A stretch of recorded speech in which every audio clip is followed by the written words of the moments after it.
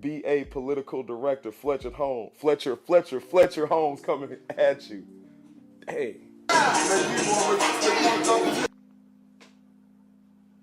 Ooh, Check, check, ooh, check, check. ooh, hey.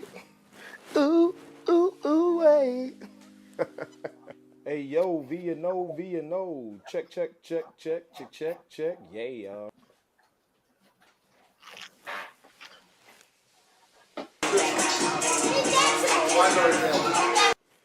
V and O, what you know?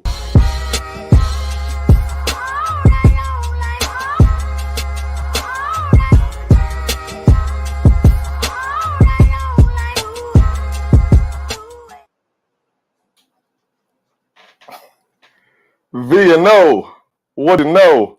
Man, we are back again. Here it is, 7 p.m. Central, and we back again.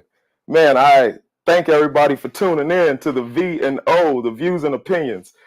First, I want to say, man, thank you. I've gotten a lot of support over the past couple of weeks. People texting in. I just want to personally, Jeremy, you text me, man. Thank you, bro. I appreciate your support, man. I appreciate you lifting me up. Y'all, I'm dropping clips on Instagram. I got a TikTok. I got a YouTube, uh, Facebook, which we live right now on Facebook.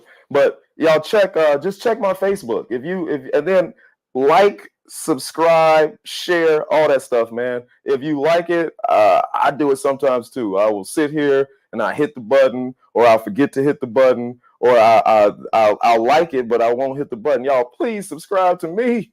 I'm not begging. I'm just asking. But just subscribe if you enjoy it. My shirt, y'all like this? Merch is coming, and if you like it, let me know, because you can get it. You can get it. Tonight, y'all, we have a very special show. It's special to me. I'm sure it'll be special to some other people that are joining in, that are viewing. This guy, man, this guy is the person you see before you. He's a great part of me. He's an educator. He was an educator at the high school I went to. I went to Indiana Academy for Science, Math, and Humanities. Shout out to the Indiana Academy. And at the time, he was an admissions counselor, and it's in Muncie, Indiana. So it was a boarding school. I made my way down to Muncie, Indiana, to go and see this guy. Not see him, but go to school. But and the way it started off, man, our relationship, I didn't want nothing to do with him the first time I met him, because I figured I was 16. It was a gifted school too. 16, leaving home to go to this school. And I left home, boarding school, man. I'm going down there to see girls, man. And little did I know, this guy came into my life, and he was very instrumental in my success and making it through that school. Every week I wanted to leave because the work was hard. It was a gifted school. I don't figure I was gifted. I was I was there because I made good grades as a sophomore, took the SAT as a sophomore, filled out the application, and I think they brought me in to meet a quota. That's just what I think. But this guy right here, man, he just took to me, and I was a kid like most 16-year-olds. I was just searching. You know what I'm saying? I didn't know who I was, what I wanted to do in my life, or what I was doing, period. Not just what I wanted to do in life. I didn't know who I was and what I was doing with life. And he was just, man, this dude, just a awesome guy. He made sure that that I had what I needed to succeed, not just in high school, not just in college, but in life. I'll let him tell you. Introducing Mr. Aaron Lake. What an introduction. What's up, man? You've always been gifted, and you've always been talented, and it's just so amazing to see you grow into this man who is responsible for his family, and responsible for his mortgage, and responsible for his career. And your confidence, man, you said you weren't necessarily gifted or something when you came to the Indiana Academy. That's not true, by the way. We didn't have a quota, but we certainly wanted the best and the brightest minds. And at 16, you're not nearly as aware of how gifted you are. But man, I can just tell you, you make us all very proud. I'm so godly proud of you. Thank you, man. I appreciate you, and I'm pointing at you because you know you have people behind you to get you to that point. And I don't know if you read your introduction that I put under the video, but uh, the premise of the VNO is ordinary people with extraordinary stories. And what people, I think they don't always understand about educators is that educators are the ordinary people behind those extraordinary people. And you see kids year after year after year. You see kids, you got to build them up, and then I know it's probably a lot on you guys, man. But then some of these kids, because of you guys, come out and they turn into these extraordinary people, man. We've had some greatness at the Indiana Academy. I mean, I think I failed, but I wouldn't say that I lived up to the is Academia. How do you pronounce it, Aaron? of the Academy. I don't think that I lived up to those standards, but I think that I'm great. You know what I'm saying? That's just me. But you guys are behind that. You know, you were an admissions counselor, but you're behind that. Yeah, Go well, ahead. when you meet teenagers, and I guess you were probably about 15 years old, maybe 16 years old when you came to your first campus visit, and I got a chance to meet you. But when you meet young people, it's so important, Ron, that you engage them where they're at. But it was interesting with you because you had a good foundation. I mean, you had your mom and Claude and grandmother and all of those people who had provided a foundation that made you uh, whole almost in terms of being a great 15 or 16-year-old person. So family is so important, community is so important, and I've always taken this position. I may not be able to help all of the kids, but I've tried my best not to hurt any of them. I got you. So let's talk about this. So when I came, I think you were the my mother-in-law. I love you. She always see on every single one of my posts. You know what? I love you and I appreciate your support. My Aunt Rose, I appreciate you and your support with my Uncle Tony, man. I love you, man. I'm sorry, I just had to do that, man. I had to stop and let my peoples know. But when I got to the academy, you were the director of admissions, I believe. And Yes. uh, what what's your title now, man? You done stepped up in the world. You got this long time. I think they just called you director of admissions before, right? Well, in university administration, the longer the title, the less important you are on campus. So now The I got less you this got to long, do. the less work you got I to know do. the So I got game. this long title. But Right. basically, what I do today, I work with the kids to help them find scholarships and the right colleges and make choices for their future. In the old days when you came, has how long that been, Ron? 20? Has it been 20 years? It's been Aaron, it's been 20 since me, and I think it's overall over 30 for you, right? Yeah, Yeah, yeah. it's been over Well, 20 for me. so in the old days, I was responsible for helping the kids make choices at 16, whether or not to leave home, whether or not to, vacate their old high school and come to this unknown entity. By the way, it takes a lot of courage. And I don't know what you thought of yourself at 15 or 16, but it takes a lot of courage to leave home at that age and come to rural central Indiana where you don't have any family, you don't have any friends, football and the things that kind of make high school normal. Let me That tell stuff you, was gone. let me tell you something. It take a lot of hormones to say, I get to meet a whole new set of girls. Like I get to leave, Well, and it's you gonna be mentioned your mother-in-law. You mentioned your mother-in-law, and I remember coming to your wedding when uh, you married Candy, mm, and I thought, wow, it was worth all of the other stuff you went through to get to her. Yeah. Shout out. Thank you for pulling me back up. That's why I love you. What's you, your official title now? I'm the associate director for special initiatives at the Indiana Academy. Oh, wow, that's long. Okay. Uh, wow, Oh, that's there long. it is. You you are, yeah, there you go. That is Mr. Aaron Lake. Cool, man. So let's talk about how it started, and we'll move into how you started taking to the kids there. How did, because I know you were straight out of college. I don't know if you always like kids. So how did you start? Where did the journey begin? So when I graduated from Ball State with my bachelor's degree, um, the university hired me right away to become an admissions counselor.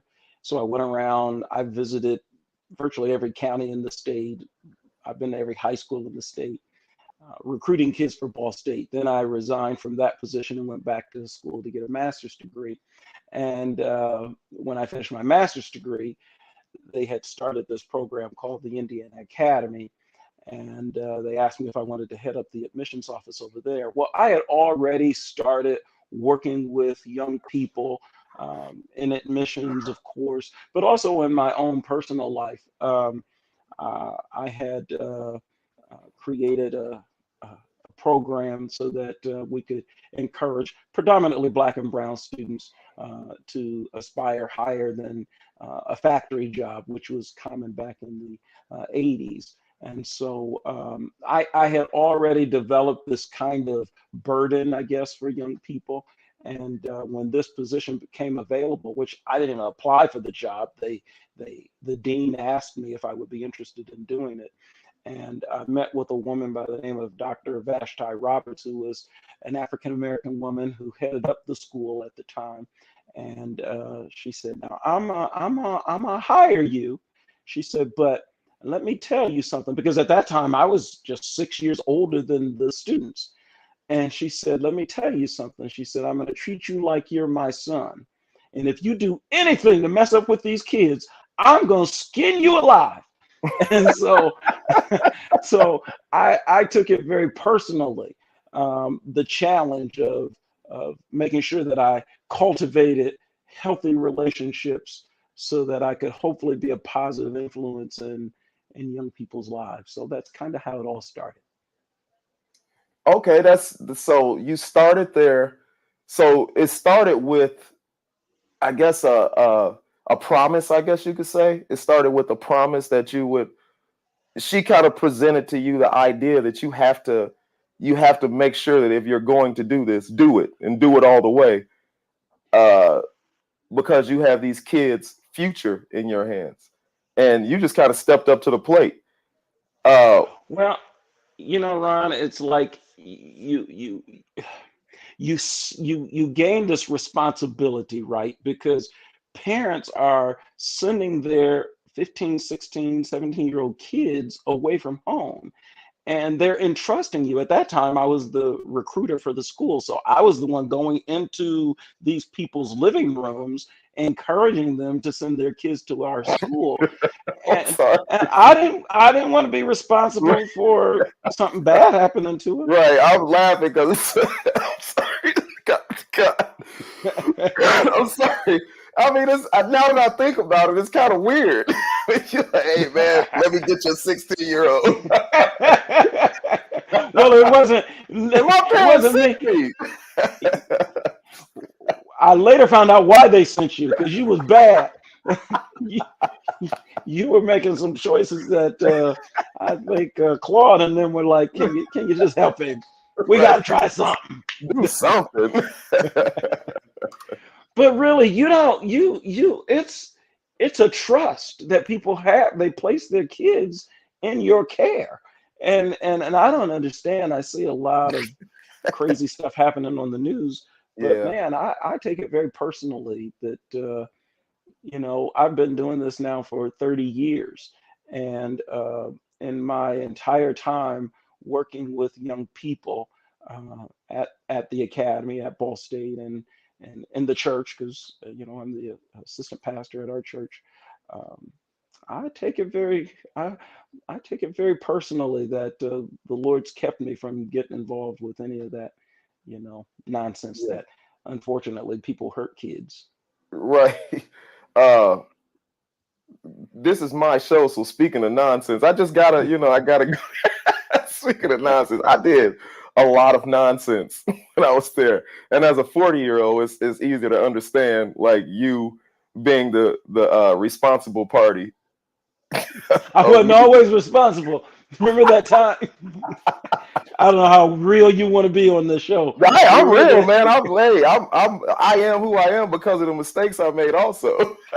Yeah, I remember one time you got caught up into some situation down here at the Indiana Academy, and like I said, we develop a personal relationship, right? And your Right. parents, they trusted me and all that kind of stuff, and so Mhm. you got caught up in some situation, and then you went off to class, and then I called you on your cellular phone, and I Y'all, pretended to be. let me open this up a little bit. So, I mean, we're 20 years out. So I guess whatever the statute of limitations, I don't even know if it is one, but It wasn't criminal, by the way. right, it wasn't criminal, but Traumatizing, perhaps. so what he's speaking of, and this is like the juicy stuff that you get. Like some people don't care, some people like it, but it is what it is, man. It's part of who I am. But so I at the academy, you have to get. I think at the time it was 30 hours of community service and 30 hours of academy service, and that's over your 2 years, your junior and senior year, and you have to do that in order to graduate. Well, I got pushed into my community service, and since at the time the school was state funded, we had to do academy service, so you had to work around the school, and of course, I mean, my senior year, I think it was second semester, senior year, I hadn't done 1 hour of academy service. Like I said, the floor I lived on, they pushed us, all the guys living on that floor to do. We just went to Habitat for Humanity. I think they gave us a couple extra hours. They threw us a bone. Threw us a You bone. take you took it so seriously, Ron. I can just tell. uh, but so I hadn't done any academy service. So fast forward, the book room first day it was the first day of second semester, I think, and the book room, I saw this girl come into school, and I'm like, who is that? And she wasn't a girl, she was a woman. She was 23, and uh, she was I guess working in the book room. She was attending the college, and she was working in the book room, and I decided to take upon myself to go and talk to her. Well, I got into a situation with her, and look, y'all, I am the type of person, I don't do nothing dirty with me. I tell on myself, but I end up telling. I think I told you, and I did tell you. I think you were the only one I told, and it was like this because like when I would go to your office, man, uh, you would just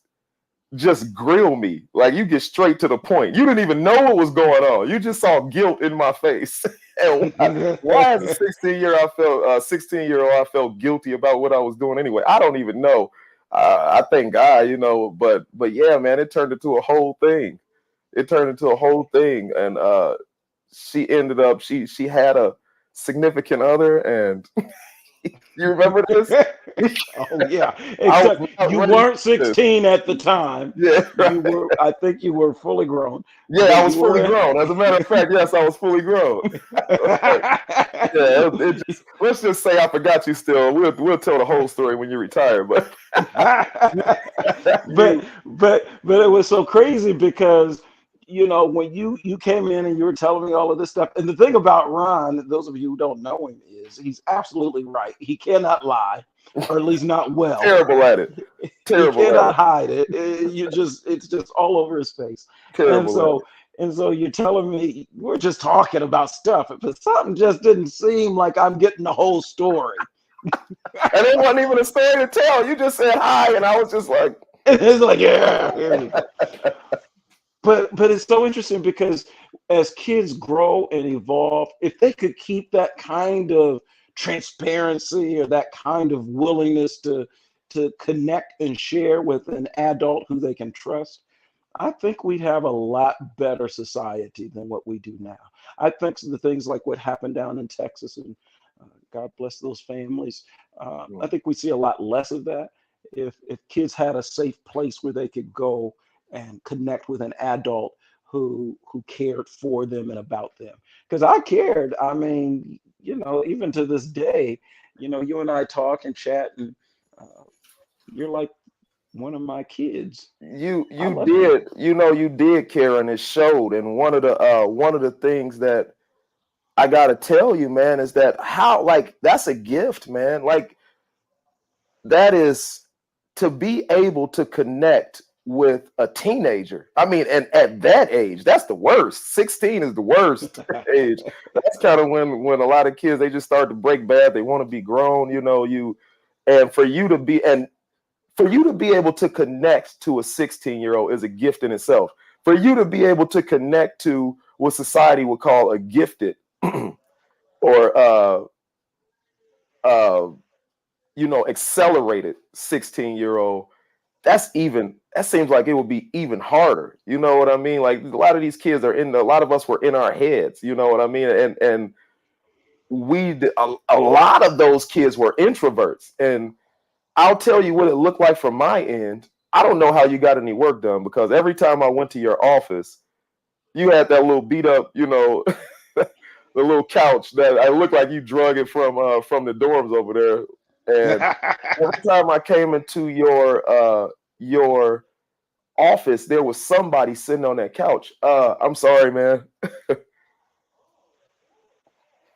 Yeah, yeah. You It's don't amazing. you don't understand what that couch did, man. You don't understand the people that were made on those couches. You always had time for us.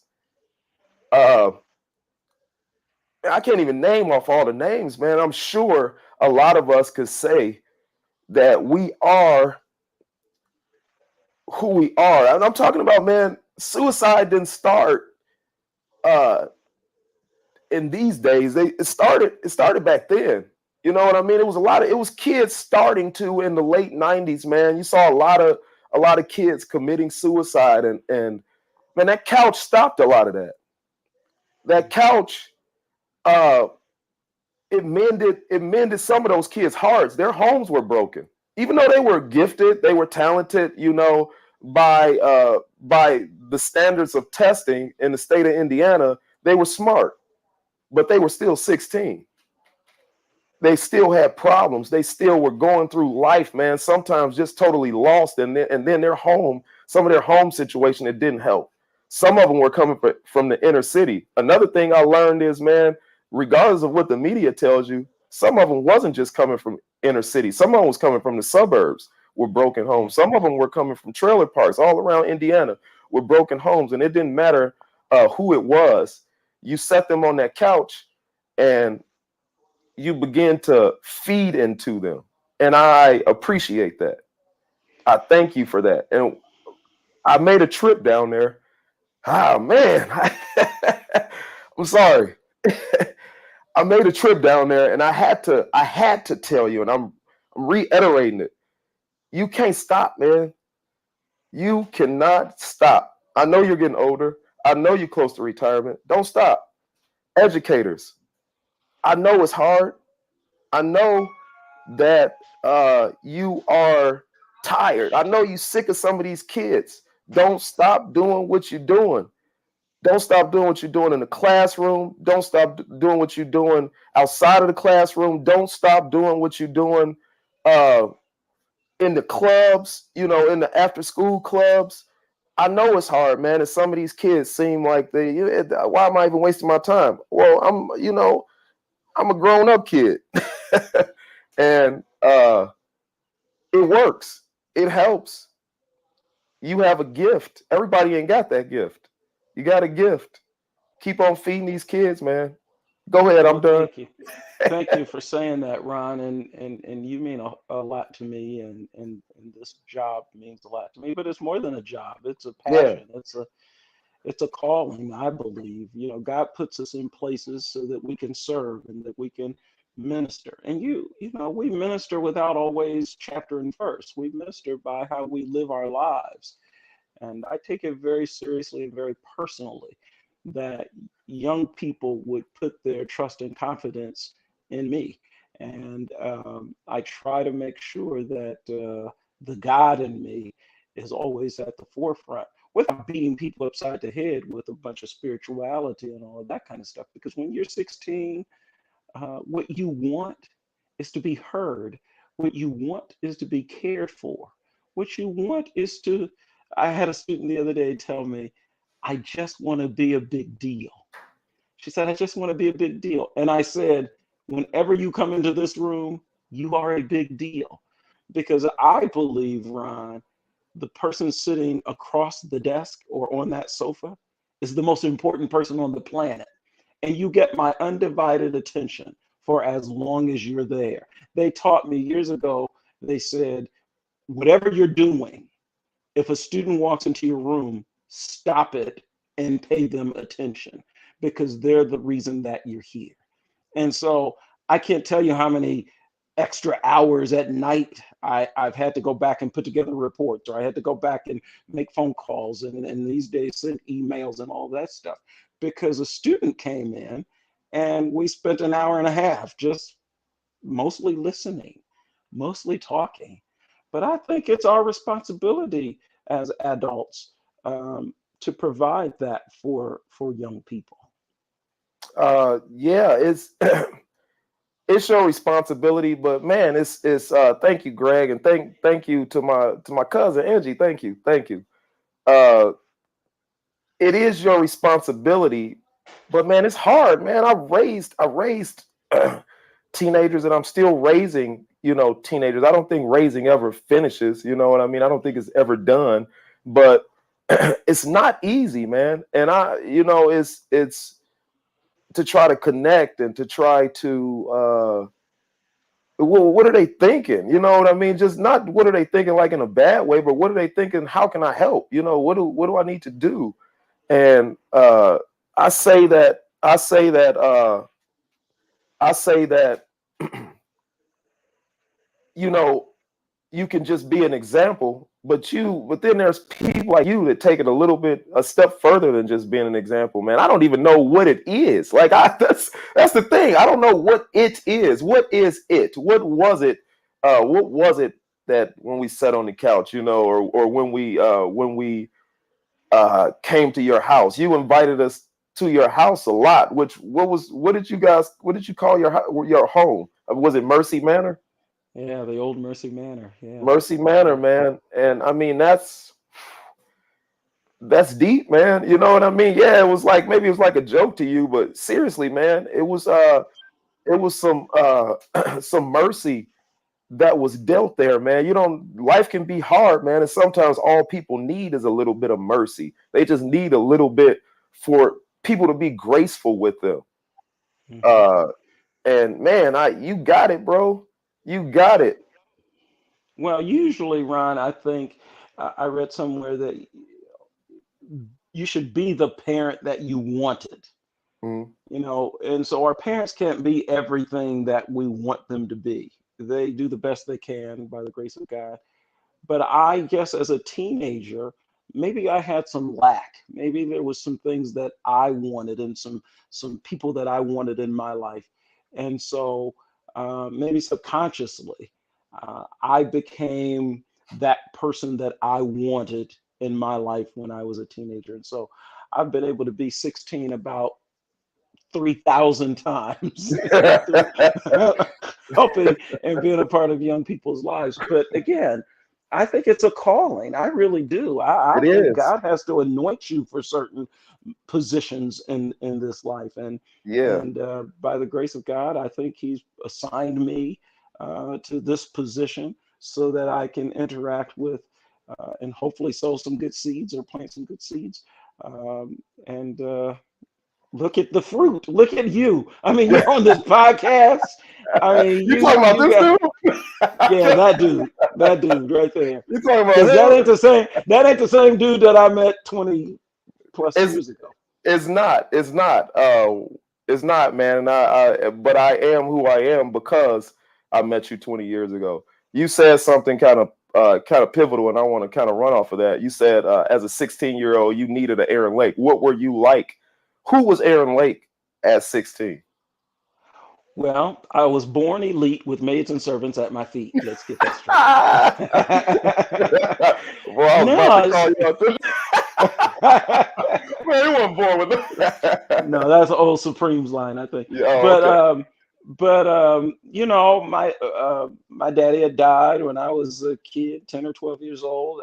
My stepfather came along and raised me, helped raise me with my mother and my brothers and my sister. And we were What was poor. his We name, didn't Aaron? have a lot. My stepfather, Yeah, Herman. Herman. Oh yeah. You heard some Herman stories. Oh God, yeah, yes. Yeah. Herman Herman was a big influence in my life, but before he came along, I had my brothers, and I was the youngest in the family, and so my brothers, you know, they kind of poured into me, but they were boy. I mean, they were just all together boys. You know, they Right. liked all kinds of stuff, and so. But I didn't have a person who would just sit and listen Yeah. or just tend to me because Herman, he had to work. I mean, he was a, we called him a lumper. He unloaded those big trucks with all the produce out at the Kroger and all that kind of stuff. Okay. It was hard work, Yeah. back-breaking work. Yeah. um, so I didn't really have anybody who just sat down and just listened and tended to me. But as a 16-year-old, I found my own niche. You know, I played football in junior high school. So when I got to high school, I decided I Yeah. didn't want to do that anymore. I joined the speech and debate team, and I was class president and all of that kind of stuff. And I was a pretty good student, you know, pretty good student. You know, he um, downplaying all of this. I was class president. He just ran right past that. But yeah, well, and so then you get into this culture when you are in certain positions. You get into the culture, and so I learned how to be professional.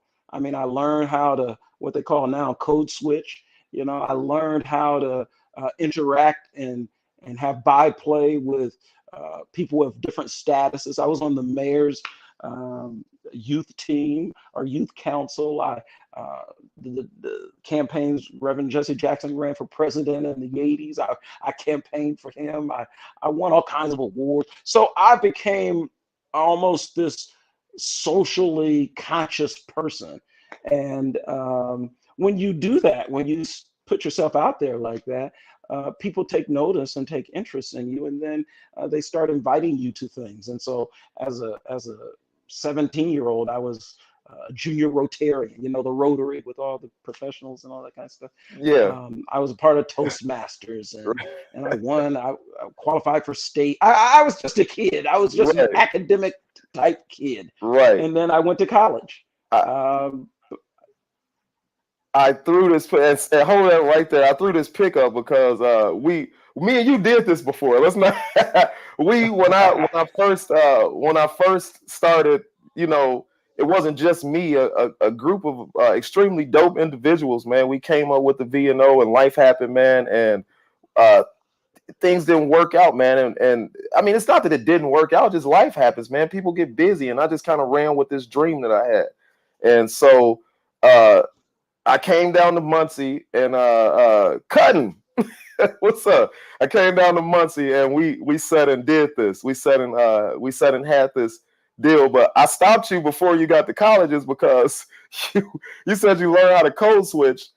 Like you kind of let me know that you like it kind of hit me hard, man. You went to a segregated you lived in a segregated community.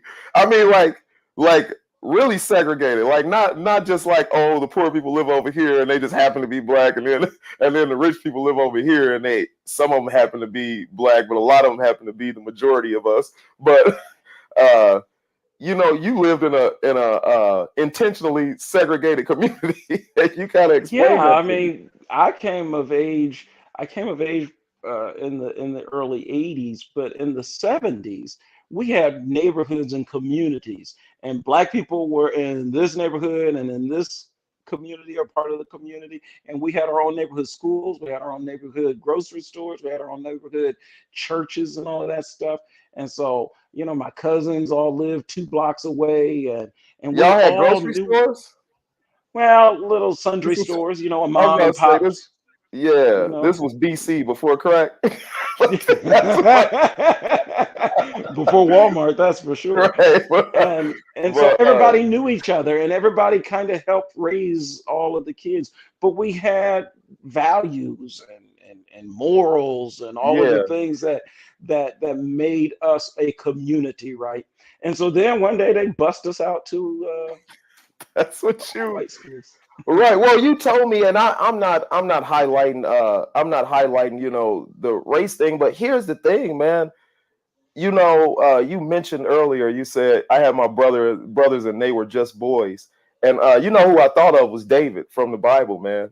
That you weren't meant to be just that guy. You weren't meant to just be that you weren't meant to just be just a boy or just a guy. You ran past, that you were class president, and then it's great to hear you say, like, I was in this segregated environment, intentionally segregated environment, and then you went to go on. I go back to the beginning of the story where you said when this academy first got started in Muncie, Indiana. In Yeah, Muncie, that's southeastern Indiana. This is Indiana. I mean, is it home of the KKK? Like you, thanks, baby. And you have, man. We appreciate you. Uh, you and Dr. Roberts. I never got to meet Dr. Roberts, but both of you guys were African Americans, right? that's right. Man, We that's were the crazy, first. man. That's crazy. You had to be extremely gifted, and you have to be chosen in the worst of circumstances. I won't say that was the worst of circumstances, but this is Indiana. You're talking about the early 90s, late 80s, and you Yeah, started a school in Muncie, Indiana. And I would say two of the head people at the school were African American. You guys set a precedent, man. yeah, and Yeah. it's we've never had a, let's see, I think I'm still the only Black man that they've ever hired at the I'll take academy. all I that think back. I'll take it I all think back. I I do see. want to go back and say now my brothers, they are very fine men and hardworking men, Yeah, and yeah, they chose maybe a different path. right. Third oldest brother, he's a PhD Yeah, in history and a pastor, and is very well accomplished. yeah. They've all gone to college. They all have some kind of college, maybe later in life or whatever it is.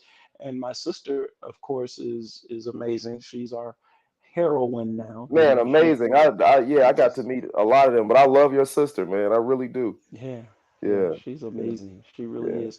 But Ron, I always believe it isn't how you start, right? Reverend Jackson always said, Jesse Jackson always said, you may have been born in the slums, but the slum doesn't have to be born in you, and you yeah. can rise above it. And Right, Mother always taught us, you can be anything you want to be, and I'll help you be anything you want to be as long as you ain't a liar. She didn't trust the liar, and so she was always encouraging us to be the best. right. And to this day, I really believe, Ron, with all due respect to you hosting this podcast, I Yeah. believe wherever I show up, the best has arrived. Hey, man, The I best has agree. arrived. Yeah, I And agree. I try to instill that in my kids and also the young people that I come into contact with. You've got to first think yourself. The Apostle Paul said, I think myself happy. You got to start thinking yourself gifted. You have to Yeah, start thinking yourself special. You have to start thinking yourself above your condition and circumstance and environment. And once you get that thought ingrained in your head and in your spirit, then you'll start manifesting it, because then you'll start behaving like the best has arrived. You'll start uh, comporting yourself like you're somebody. You'll start, making yourself singular, because I've never met anybody else like you, Ron Reed, ever. There can only be one me. Candy's probably You know, saying, "Thank God." that's hey, that's a bar right there, man. That's a clip. I might just go viral off of that one. I'm gonna just take that. We Okay. done. Go ahead, roll the credits. No, I'm just playing. But man, that's powerful, man. That was powerful, and you know, you're not just saying that, you believe it, I because believe it. that's what you instilled in me as a 16-year-old. Like, I mean, like almost to the point where somebody believes something where like they just kind of run past you saying certain things. I would say things like, "Oh man, I just don't think I can do it." And you'd be like, "Boy, what you talking about? Come on, let's go." Like, we're not even gonna sit on that, like we're not even gonna stay there. Like you act like I was just playing, you know what I mean? Like that. And it kind of it struck me as like, wow, well, what does he see in me? Like, you know what I'm saying? Like, I looked at myself, which a lot of 16-year-olds do, man. I don't know. Like, I always say, you'll hear me say this today, and you will hear me say this more than once. Human default is negativity, man. That's human default. Now, you go to a human in in their teenage years, and it's like a negative, negative, like you just roll it out right on down, man. It's like your head just come up in your brain. You just come up with these horrible things about yourself, and you're going through all these changes, and you don't realize the dope person that you are. And you help me realize the dope person that I am. That's why I'm on Dope Living TV network. Well, you've always had a conscience, and sometimes that conscience overwhelmed you. It was my opinion. Sometimes you would get so overwhelmed by maybe it was guilt, or maybe it was anxiety about something. But I think it's that consciousness that has separated you and elevated you, because at your core, you just want to be a good person. You don't want to hurt anybody. Mhm. You don't want to cause anybody's life to be diminished. And that was present, man, when you were 15 or 16 year old. You had a friend, I can't remember his name, but I think he was thinking about coming to the academy at the same time you were. Yeah, John. Yep. Yep. Do you remember that? Yeah, John. Yep, it was John. Yeah. And for some reason, John chose not to come, or didn't. I don't know why he didn't show up. But you've never ever said anything negative about John. You've never made it seem as if John was a problem or a hindrance or a discouragement or anything like that. In fact, I remember, Ron, when you were at our school, uh, there was a situation with maybe somebody had some marijuana or some weed, and back in those Oh days, everybody, gosh. oh gosh, Oh, that's a God. big deal. I You cracked. remember that? Oh God, I sang like Aretha Franklin. They ain't even put that much pressure on me. I couldn't, I couldn't hold it, man. Like it was, and I didn't tell on y'all. Look, snitches get stitches. I didn't tell on nobody but myself. I didn't tell. You did, I told on because myself. your conscience was overwhelming you. And I think even to this day, that's something that separates you from most people your age. I mean, most people only care about themselves, and they only care about what they can get and how it's going to advantage them and their circumstance and situation. But that's one of the reasons this VNO podcast is going to be a very big success, is because you care about people. You I care really, about. yeah, I really do, man. Thank you. I really do.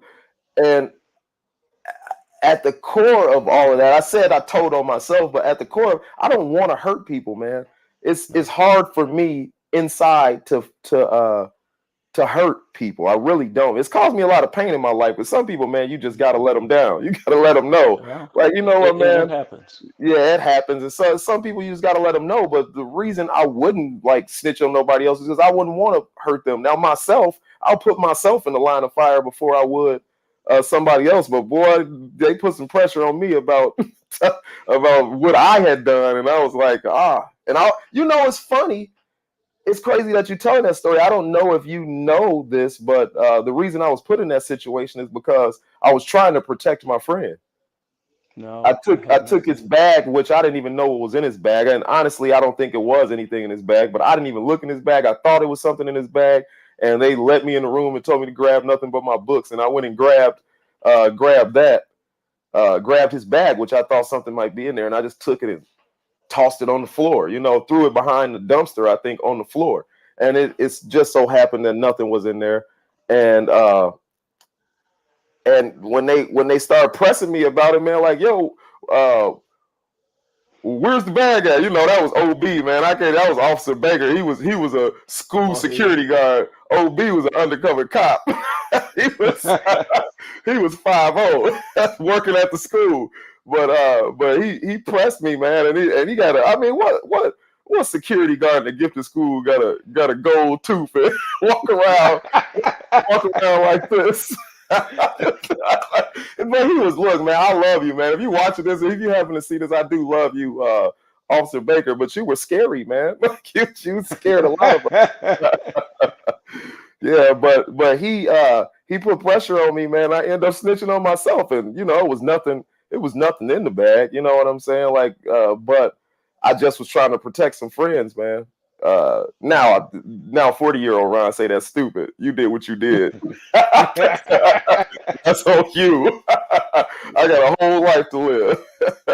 But I think it's so important, Ron, that we allow ourselves to grow and evolve, because sometimes we get pigeonholed, or people try to assign us to this cast. Like, you were 16, and so in somebody's mind you're still that same 16-year-old, or they won't allow you to grow and evolve, and they won't ever see you as this grown man who's saved, sanctified, and filled with the Holy Ghost. Can I say that on your you the can't say anything you want to say. It's mine. so people will try to put us in a box. But man, if we can just remember that you're not going to be the same person tomorrow that you are today. In fact, if you were the same person at approaching 40, you haven't made 40 yet, but you're approaching it. No, I'm If 40. you were the, Yeah, oh, you're 40 now. yeah, Okay. I'm 40. If Yeah, you're the same person at 40 that you were at 30, you've wasted 10 years. yeah, You've yeah, wasted a whole decade. yeah, You are a whole man, right? yeah, And you're becoming more whole every day. yeah. And I always want to remind kids, young people in particular, this is only temporary. Mhm. Nothing that happens in high school is forever, unless you do something really, really treacherous or create something really, really genius. But this is just temporary. And Yeah. and sometimes even with our kids, parents, we got to remember they're becoming. We're all becoming. I don't engage with you the same way that I did when you were 16. Mm. I have respect for you. I had respect for you as a 16-year-old adolescent, and I have more respect for you as an adult. But now you aren't the same person. Hmm. And guess what? The kid whose backpack you rescued, he ain't the same person either. No, no. And Officer Baker, he ain't the same person either. Well, I believe he passed. Hopefully, Is he? he's Did he? still here. Oh, He's okay. he's not at the school, but he's still in this community Okay, all right. doing great things. Doing Okay, great all right. things. Yeah. But we have to allow ourselves to evolve and to grow. And we have to allow others to evolve and grow. So whoever your worst enemy was, whoever you thought was out to get you when you were 17 and 19 and 26 and 28, they ain't even the same person today that they were then. So Right. give them space. Maybe you guys could be great friends today. Yeah.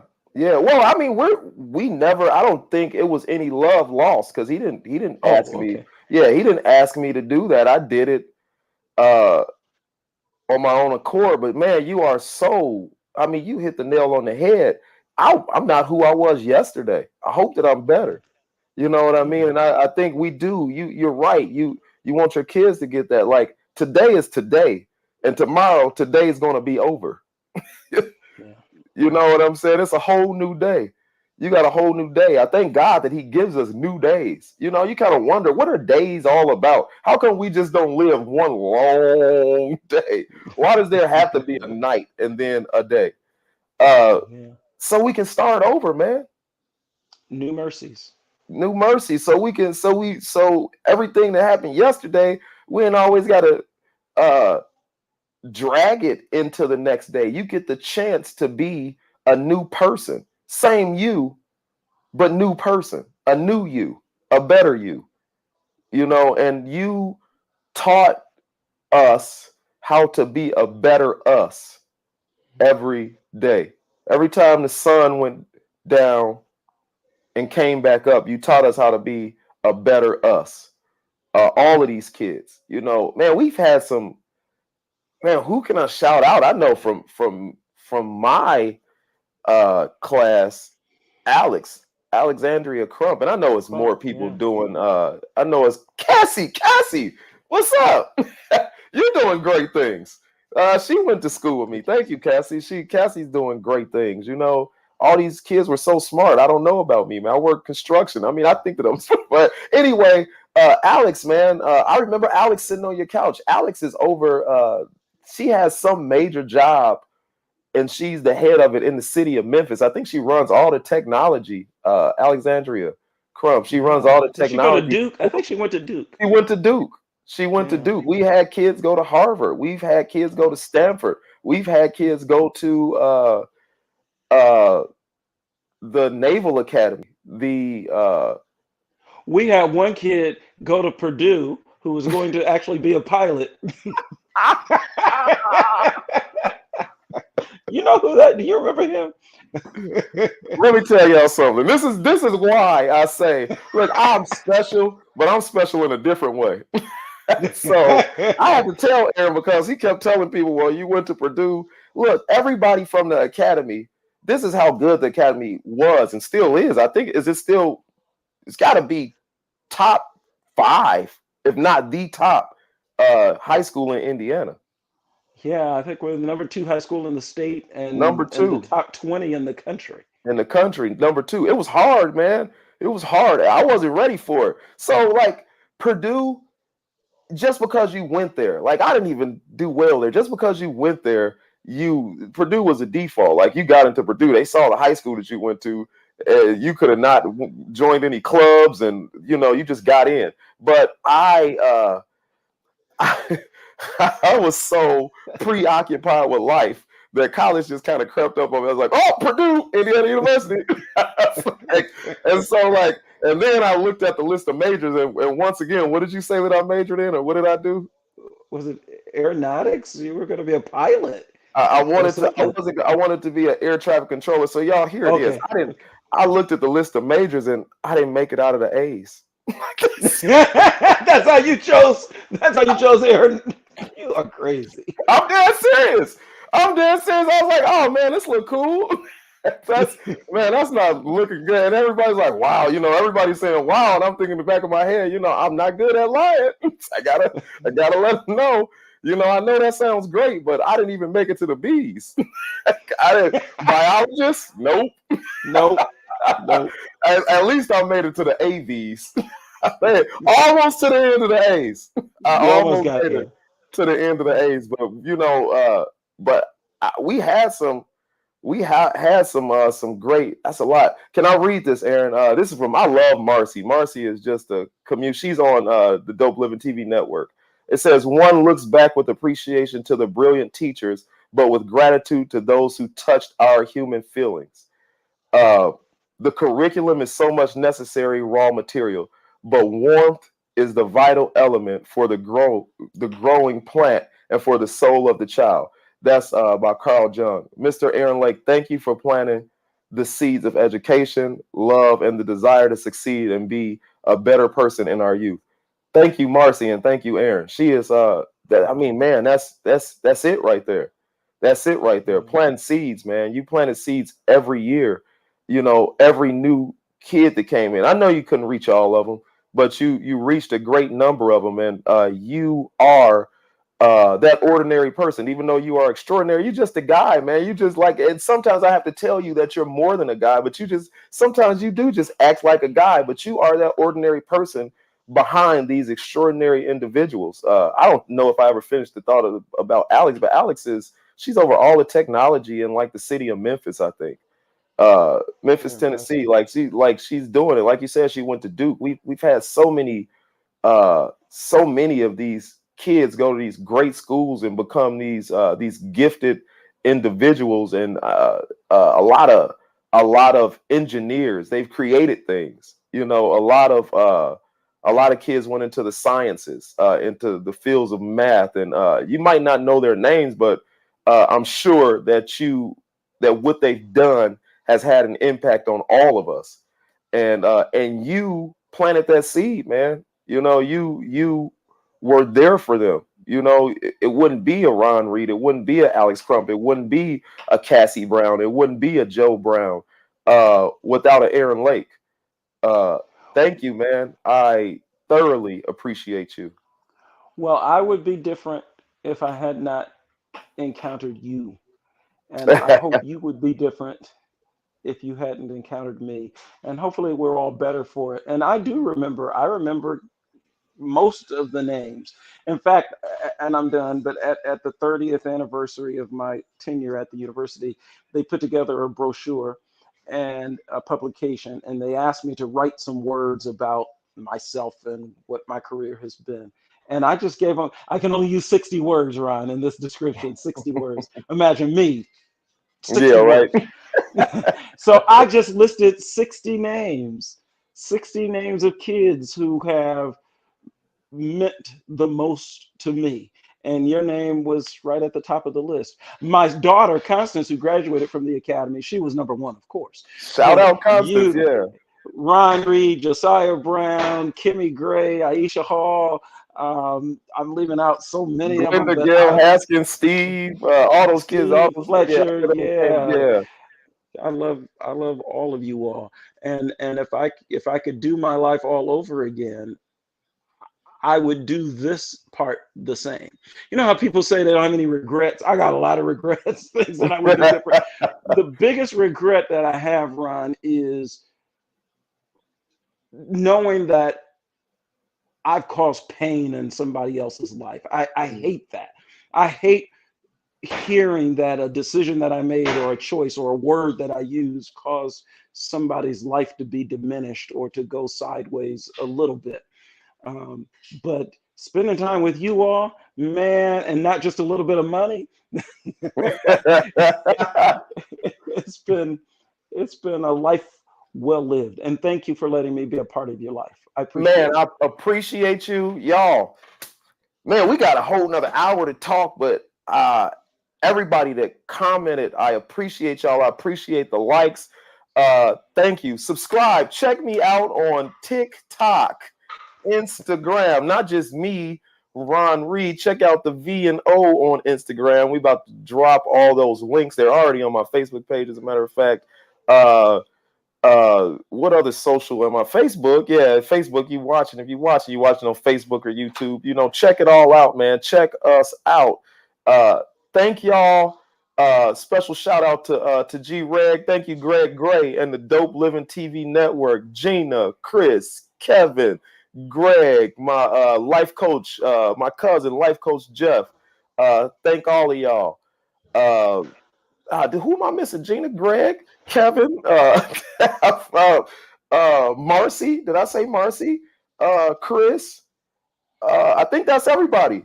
Yeah, y'all follow me on social. Thank you. Shout out to Tia for getting you set up, because even though you're very smart, Katie's. technology wise, you know, but man, you're looking good in there, man. You're looking good.